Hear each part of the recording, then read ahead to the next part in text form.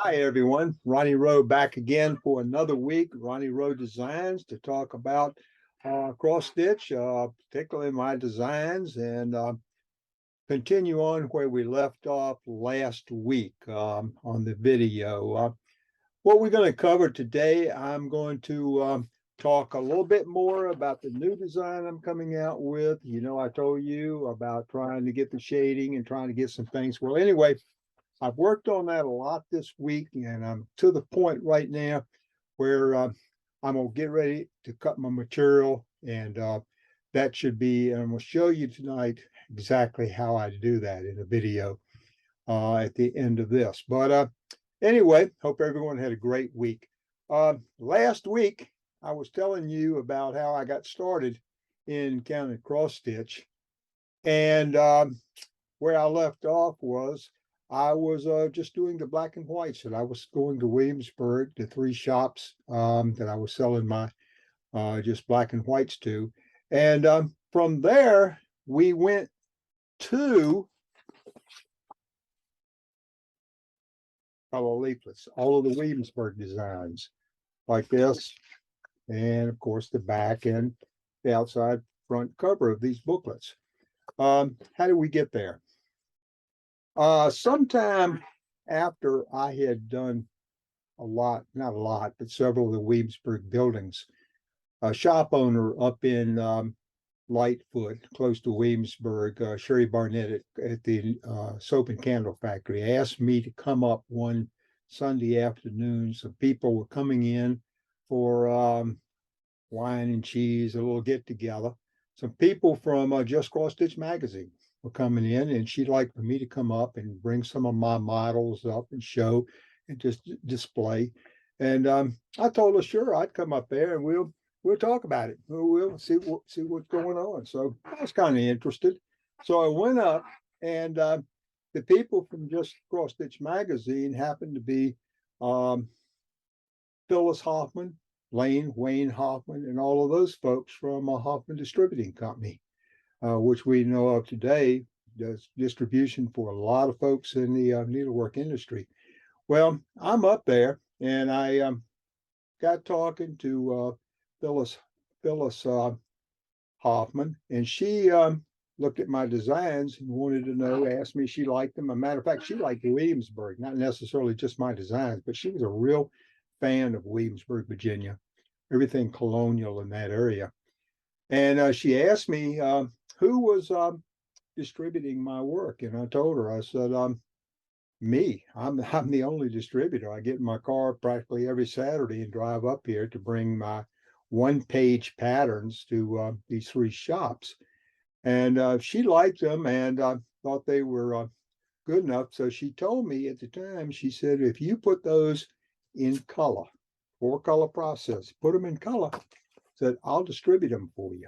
Well, I never had anyone tell me they do any distribution for me. And I had heard and I knew a little bit something how it worked from talking to shop owners, but not a whole lot. So and I basically kind of just blew it off. I mean, as a yeah, that's nice. You're going to put my work out and distribute it. And so anyway, as time went on, a couple of weeks after that, I got a phone call from those folks at Hoffman and wanted to know, Phyllis wanted to know what I had done and made any decisions. And I told her, yeah, we thought of it. And so we're looking around at some prices I could get as far as, because it was going to be far more expensive than anything I'd previously done. And what was really going to cost was the outside front cover printing these things. You had to print a zillion of them to get any kind of price at all. So anyway, I sat down, my wife and I, we'd been delivering for a couple of years or so, year and a half up to Williamsburg. And so we'd sold some, and we decided, well, let's give it a shot. Let's go ahead and print up three of these. And I think it was the Governor's Palace, the Capitol Building in Williamsburg, and Bruton Parish Church, or Christina Anna Campbell's. That's right, it was Campbell's, one of the taverns. And so I printed them up. I found a printer, and we printed a bunch of these things, boxes and boxes of them, because that was the only way you could get your costs down individually, is have to print a lot of them. And so we put some funds that we had accumulated from sale of the black and whites into these color leaflets. And they were getting ready to go, and we found out that we needed to go to a trade show. So we went up to not Wayville, we went to Charlotte. First time we ever went to Charlotte. So we went to Charlotte and hadn't heard any more from the Hoffman, hadn't heard any more about it. So we went to Charlotte, and once we got to Charlotte, gosh, you talk about out of place. I mean, we were upstairs behind the stairs next to the water cooler where we were set up, and they had people downstairs renting 5, 10 booths, and I mean at a time. I mean, really, really, people in the industry or in the cross stitch business had done very well. Were very popular at the time. So, but anyway, went to the show. To make a long story short, they decided, Hoffman's came through, decided to distribute my items, and we worked out something. And so since that time on, I've been working through Rod and people at Hoffman distributing them, and that was really a breakthrough for me personally, or anybody can get in with a big time distributor and everything to distribute their wares, because it's very difficult. It's almost impossible to print stuff up and make any impact at all if you're just delivering it yourself. So, but anyway, that's how we got going with the books, and one thing led to the other. We found another printer and got the price down some, and got on some automatics with Hoffman, and so that's basically what we did. And we and today we're still continuing on, still work with Rod and the people of Hoffman today on all my new designs. So, but anyway, that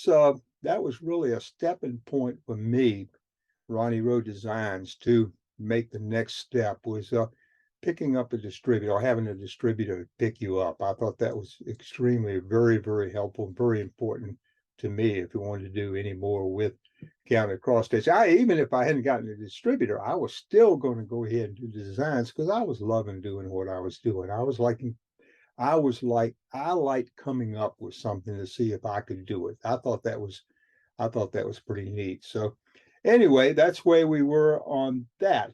Now, the other thing I wanted to show you this week, I wanted to show you, I've got this new design that I'm doing, and this one here, and I have named this already. I've come up with a name I like, and I think I'm going to call it Morning Light. Morning Light, because I talked to you about the light coming down here and the clouds, and so that's what I'm going to call it. And I'm going to show you how I cut the material, how I lay it out with morning light. I'm going to you'll see that shortly. And anyway, we'll get stitching on that in a couple of weeks, hopefully, and I will show you each process that I go through to get to the point where I can actually sit down and stitch, and you'll be seeing that. But first of all, oh yeah, I told you I had to figure out the size I want. So morning light, I've decided, like a lot of my designs, I'm gonna make this 280 by 180. So it's 280 stitches wide and 180 stitches high. And so that comes out to a good number for me, because the way I print my sheets that I do in my package, I use 280 a lot because of it. I can took seven across, and 186, 7x6, and then I can do 1, 2, 3, 4. I can do 12 sheets of paper, and that works out really well for me. But I'm going to show you all of that. So without any, oh yeah, I've got to show you this. Where is it? Oh yeah, Snowbound. I told you last week I did go this week, and I bought frame for Snowbound and another picture, the one I'm going to be coming up with, Morning Light. I went and got the mat board. I got the frames cut this week, and so I've got all that ready to go. And when I get ready to frame this, I'm going to, hopefully that'll be next week, and I'm going to be showing you how to frame this and what I do. Now this is complete. I finished it. I have finished Snowbound for somebody. There it is. And don't look like much. Well, don't look like much now, but it will be once I wash it and iron it and all that kind of stuff. So we'll get all that taken care of and framed it all up and everything. And I think you're going to like it. So anyway, I'm going to show you how to do that. But anyway, keep in mind the new design is 280 by 180. And what you're going to be seeing here shortly is how I lay all this out and how I mark my material for a new design. And so anyway, the next little video will show you that. I'm going to show you how to cut your fabric on 18 count material. Now this will work on any count material that you want to get to do your project. First off, we're going to start off with is I have to know how many stitches there are both horizontally and vertically of my design. And what I normally do is before I do a design, I come up with a number that I think that I want this design to come out to be, how many stitches, like I say, horizontally and vertical. And on this particular design that I'm going to call Morning Light, what we're going to do is we're going to have 280 stitches. So what I'm going to do is go up here to text, and it's going to put a little text box here. So I'm going to have on this text box 280 stitches, and that is this going across the top, 280 stitches. And I'm going to equal that. That is equal to 280 divided by 18, which is the fabric count. I've got my number of stitches divided by my fabric count. And if I do that, that equals 15.55. Ooh, 15.55 across the top. Now, that is my design area. And now I'm going to add to that 6 inches. I'm going to put 3 inches here and 3 inches here. And this is, that is for mounting. And so that is going to equal 21.5 inches. With an inch mark, 21.5 inches. So what we have now is we've got across the top right here for my piece of material. I'm cutting my piece of material 21.5 inches. Now, on the next one, what we're going to do is we're going to take this thing here and we're going to duplicate that and put it right here. Now we're going vertical. And what's going to change vertically, obviously, I had mine at 180 stitches. So when I put 180 in here and I divide that by 18, I get 10 plus 6, and this equals to 16 inches. So my piece of material that I'm going to cut is 21.5 inches by 16 inches. And this, what you see in red right here, what you see the red, that is the design. That is the piece of material with the design. That's the actual design, and that's 3 inches here, 3 inches here, 3 inches here, and 3 inches here. That is the 6 we added to all of this. And so what you do is you cut your piece of material for this particular design, 280 stitches by 180 stitches. Your piece of material that you would cut would be 21.5 by 16. And that'll give you enough room on the side of your fabric that you can wrap around or have you mount it to a mounting board for framing purposes and to allow for mat board to go on it. So I hope this helps you a whole lot in how to cut your piece of material. Piece of material cut, as you can see right here, and this piece of material is the 21.5 by 16, or the 280 stitches across the top and 180 stitches that way. And what I do with this piece of material, I will fold this piece of material in half vertically and horizontally so that I can find this point right here. This will be the center of my piece of material. When I'm looking at, that's the center. So obviously, and then I mark this as the top of the piece of material and the bottom of the piece of material.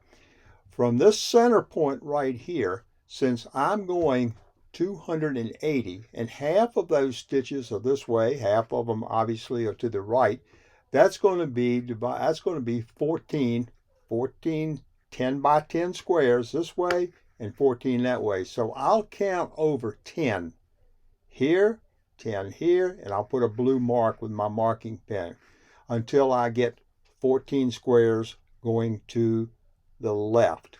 And what I'm showing you here is this box right here. This is actually, I know this is going to be hard to see, that little square, that actually fits in here with the 10 squares. And you got it here, here, here, here, right on across. But for the purpose of being able to explain this, I'm using this piece of material right here. So anyway, that arrow indicates that inside that square right there, that is what you see on your material. Once I get over the 14 this way, then I have to look vertically. And since my piece of material is 180, or my design size is 180, half of that going to the top and half to the bottom, that 180 divided by 2 obviously is 9. So I've got 9 of these squares going this way, 9 from the center line going this way. And so that's how I mark my material. And when I get to this box right up here, I label as 1, 1. This is 1, 2, 1, 3, and then 2, 1, each box across the top and bottom. And on my designs, my particular designs, I've embedded one of them in here. This is a design.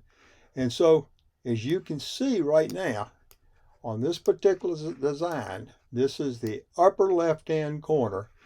This box right here would be 1, 1, or this box, 1, 2. So my first, where I come to, where I see stitch in the first place, is right here at 4, 2, or this block right here, be 4, 2. So this right in here, this one here, or let me make it so I can show you a little bit better. Go up here to a shape, put a shape in there. So what I've got now is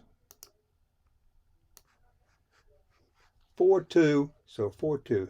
This right here, that square is this square right here. And so when I stitch personally, I start stitching in the upper left-hand corner, working to the right. And when I get to the center line, I just keep going. And then the next one of these sheets would be right under here. If I'm using 6, that'll be 7, 1, 7, 2, and so forth. That's the way I lay my sheets out. But anyway, that's the way I mark my piece of material, by folding it in half vertically, horizontally, do it with a pencil or a marker, and then everything works out all right on that. So I hope this helps you in some way of how to mark the material. I tried to sit down and mark. I'll show you in the next little video of how I tried to sit down, and it didn't come out really well, but anyway, I'll show you marking my piece of material. So anyway, I hope this helps you. Ronnie Rowe here, back again. This is the piece of material that I have cut to do my new design, Morning Light. And I've cut this piece of material 280 or 280. My design size is 280 by 180. So I have cut this piece of material with 3 inches to go on each side. This is a water erasable marker that you can get in a local craft store, that when water hits it, it goes away. What I have done is found the middle of this piece of material by folding it in half horizontally and vertically, and finding the middle point right here. And what I'm doing now is taking this marker, I'm counting over to the left, I'm counting over 10 squares, putting a line, 10, and I'll go this way until I get 14. 1, 2, 3, 4, 5, 6, 7, 8, 9, 10, 11. Then I'll do 12, 13, 14, and that's half of 28. So that will be this half of the design in the upper left-hand quadrant. I'll do the same thing going east this way from my center line till I have 280 squares across here in tens, or 28 of these blocks. I'll do the same thing going vertically as I did horizontally, and on the next video you'll be able to see more in detail of how I take my design and put it on this piece of material, and where you look at my design, the way I print them, and transfer that to where you need to start on your design. Now, I know everyone starts at different places. I always start up here in the upper left-hand top of the design when I start stitching a design, because that's the way I just have always done it. A lot of people like to start from the center, which is perfectly fine. You can start from anywhere. But I think one of the key things is make sure you have your piece of material cut to the right size and marked accordingly, and you shouldn't have any problems at all. So in the next video, you'll see more of what I'm doing right here. I hope this helped you somewhat on how to lay your material out, cut your material, and I think if you follow this, you'll be just fine. Like I say, this works. I use 18 count material, but this formula, adding this, it works for any design, any size count of material that you decide to use, and that's really up to you. Next week, hopefully we'll be able to show you washing the material. I'm going to show you how to mount it on the board, of how I mount it on the board and cut the mat board and put it in the metal frame, and that'll be snowbound. And if we have time next week, I'm also planning on showing you the beginning steps in a program called Affinity Designer and Affinity Photo, how I take and color and put in my new design, and how I do everything with that to get to the point where I can start doing X's and O's and start putting that into another program called graphics, which I've set up a lot of grids for.